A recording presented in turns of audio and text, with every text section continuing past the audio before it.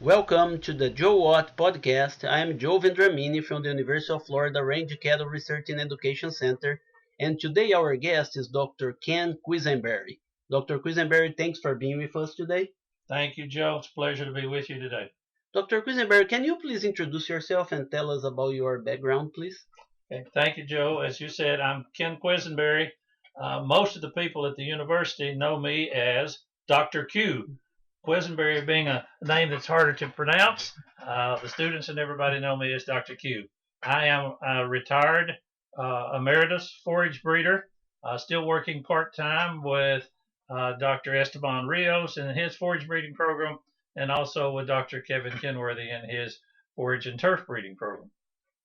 And Dr. Quesenberry, when you start your career, tell us a little bit about the focus of your breeding program. Thank you. When I came on board in April of 1975, the assignment that I was given was to begin evaluation of a collection of lymphograss germplasm that had been accumulated at the university, and to determine if there were genetic materials in that collection that might merit release as a new cultivar of lymphograss. In addition to that, I had significant teaching responsibilities, teaching undergraduate genetics and plant breeding for the agronomy department. And before we talk more about the lymphograss, that I think is probably the main topic of interest, can you tell us about your background? Because you came as a clover breeder, correct? Correct. So for those of you who want to get in contact with me, my email address is very easy to remember. It is clover@ufl.edu, and that's because I had worked with red clover for my PhD training at the University of Kentucky, and within about 5 years of coming here, with some encouragement from one of our other faculty members, Dr. Gordon Prine, I began a program of breeding and selection for a southern U.S. adapted red clover population. And Dr. Quesenberry, can you tell us a little summary about the breeding program at the University of Florida, Forage Breeding Program, during your time with the university? Sure. So as I indicated, at that time, I was working primarily with lymphograss and clovers. We had another breeder who was working with digit grasses and pinnacidums, the elephant grasses in that group of material. And then a little bit later on, Dr. Gordon Prine began working with annual ryegrass. So those were kind of the major focuses of the breeding program during those years. There was a white clover variety that was released in the mid-1980s called Osceola that was a very successful white clover variety. And then we began and released the first red clover called Cherokee, and then more recently Southern Belle and Barduro red clover. And those have found kind of limited success in South Florida, but in the panhandle of Florida and across the coastal plains of the U.S., they've been fairly widely adapted. And really for the first time, we now have both red and white clovers that are adapted to the deep South U.S. And then, Dr. Quesenberry, you came actually with the clover training, but you work with the lymphograss. Can you please tell us that story about the lymphograss? Okay, so as I indicated earlier, we had this large collection of about 75 or 80 plant introductions. And a plant introduction is nothing more than a collection of grass from someplace, and primarily in this case it was Southern Africa, that was brought to the U.S., and we began to evaluate those first in small plots with mowing, and then later with a little bit larger plots under animal defoliation to make sure that anything that we released had good persistence that stood up under intensive grazing pressure by beef cattle. And so myself and another faculty member who came on board about the same time as myself, Dr. Bill Oakenpaul, did that evaluations at Gainesville and determined that there was one line that really stood out for both yield in small plot clipping trials and persistence under grazing, and that was a line that we eventually named Floralta. That was released about 1984. We made distributions both here in North Florida and through the Owner Research and Education Center, the Range Cattle Center, along there in the mid 80s. Relatively quickly, some of the larger ranches, and particularly I think Deseret ranches in Kempfer, saw this grass and determined that it had some utility in their beef cattle operations. Really, what we found in South Florida is probably the main value of limpo grass is that it has just a bit more tolerance to light frost and cold temperatures in the wintertime than Bermuda grass or Bahia grass.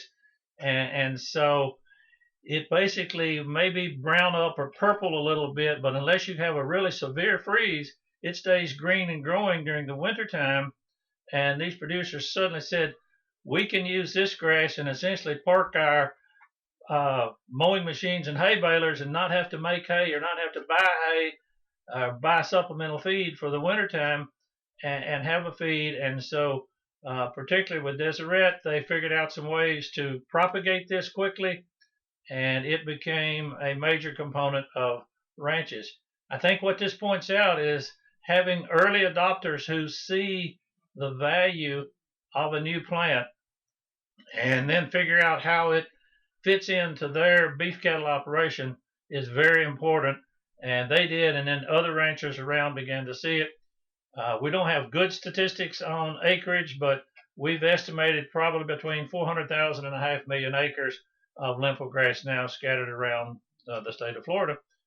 And as some of you may know, we're beginning to look at the potential for it in North Florida on some of the wet flatwood soils in North Florida. And Dr. Quesenberry, then from the Floralta, we have that as a standard for many, many years. And then recently in 2014, we released these two new hybrids that you cross. And can you please tell us what was the idea when you made the cross and what we got out of the cross and the effort? Okay.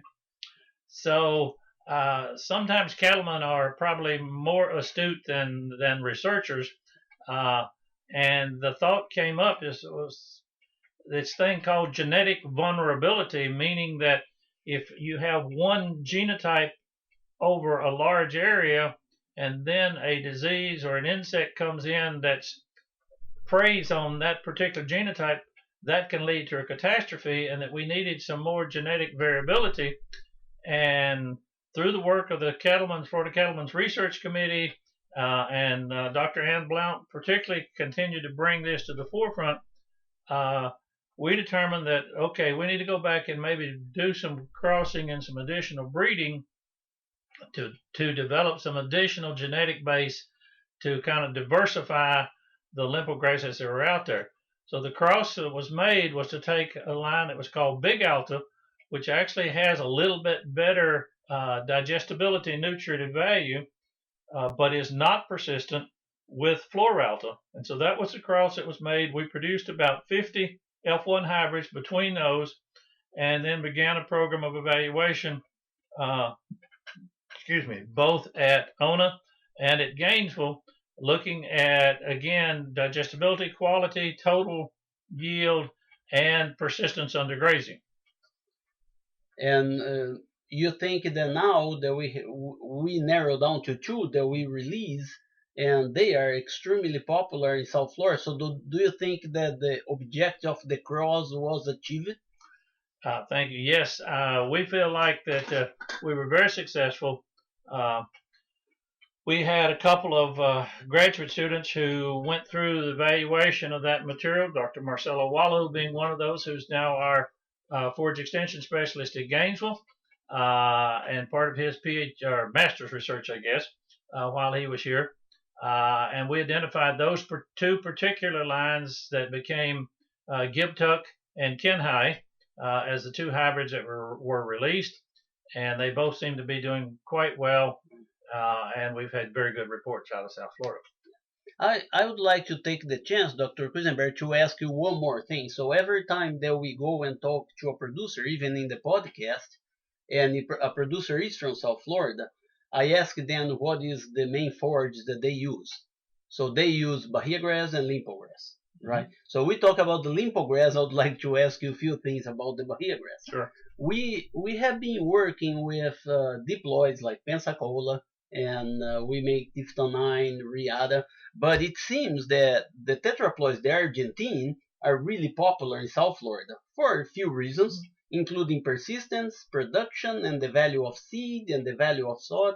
And now we have this collection of tetraploids that you develop as well, and we are evaluating. So do you have the same hopes with that collection that we had with the limpo grass? So you think that in few years doing selection and work, we may end up with a better tetraploid?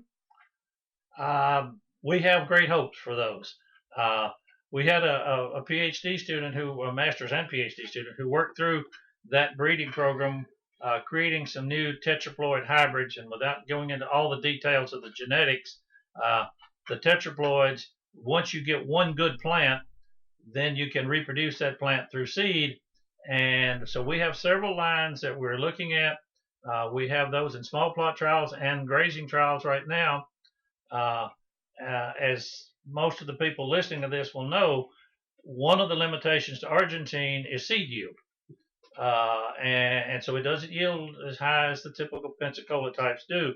And so if there is a problem with these new ones, it'll probably be in that same range of, do they have good enough seed yield that we can make them work from as a seed planted crop. But some of them definitely look better than Argentine.